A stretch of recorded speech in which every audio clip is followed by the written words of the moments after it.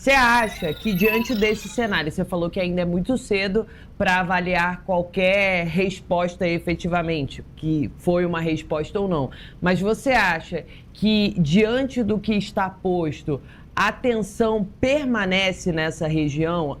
É um momento ainda de tensão, é um momento de ficar ali atento, porque qualquer momento pode vir um contragolpe, um contra-ataque. Esse é o caminho?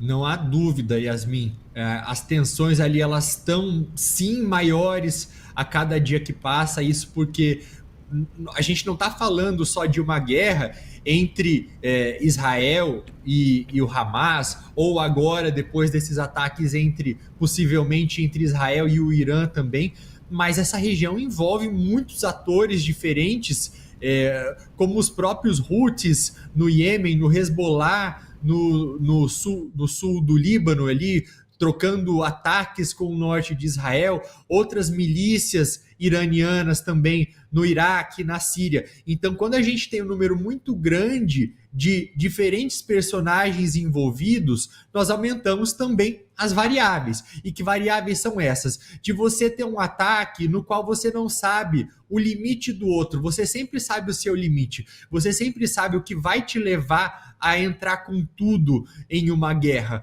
E por mais que até agora os ataques tenham sido feitos, principalmente quando a gente olha para os ataques entre o Irã e Israel, de maneira muito calculada, sempre com o objetivo de evitar uma resposta que tire tudo do controle, então aquele ataque iraniano foi calculado de modo, aquele lá contra Israel, com 350 drones e mísseis, foi calculado de modo que o sistema de defesa de Israel não fosse saturado, que ele fosse aguentar justamente para não causar nada de muito forte. Mas fato é que, mesmo com a ajuda militar dos aliados de Israel, então dos Estados Unidos, da França ali na região, mesmo com a ajuda, com a contribuição de outros estados também, como é o caso de países como a Arábia Saudita, que ajudou com inteligência, como é o caso da Jordânia, que ajudou fechando seu espaço aéreo, inclusive abatendo alguns drones iranianos. Fato é que houve ali duas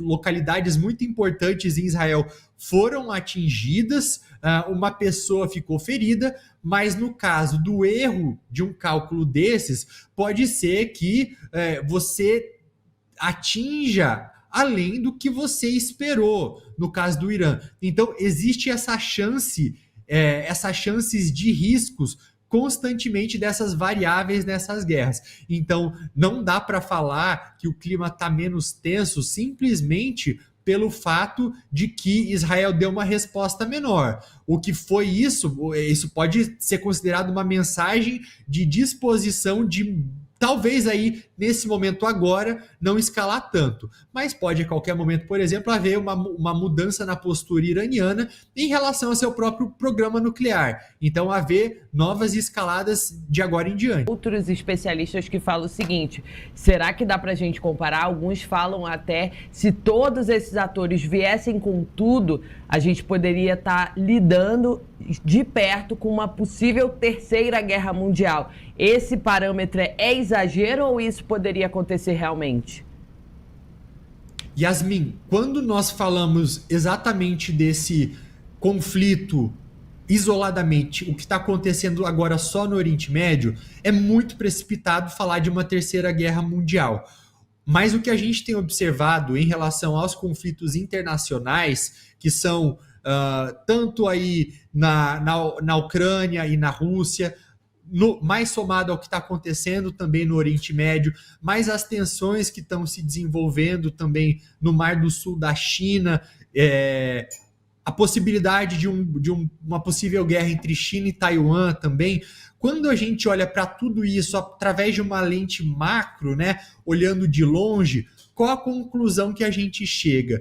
Que nós temos, de um lado desses conflitos, as grandes potências ocidentais, ou talvez aí a grande potência ocidental, que é Estados Unidos, e do outro a gente tem as duas grandes superpotências, ou talvez aí uma delas que não é mais uma grande potência econômica, mas é sim uma grande potência nuclear, que é a Rússia. Então, indiretamente, o que nós observamos hoje é quase como se fosse uma Guerra Fria 2.0, mas que não envolve apenas Estados Unidos e União Soviética, até porque a União Soviética não existe mais, mas uma guerra indireta entre Estados Unidos, Rússia e China. Então, isso nos leva a crer que sim, nós talvez hoje estejamos mais próximos de uma terceira guerra mundial do que há 10 ou 15 ou 20 anos atrás, quando havia um período de relativa paz no mundo comparado a hoje,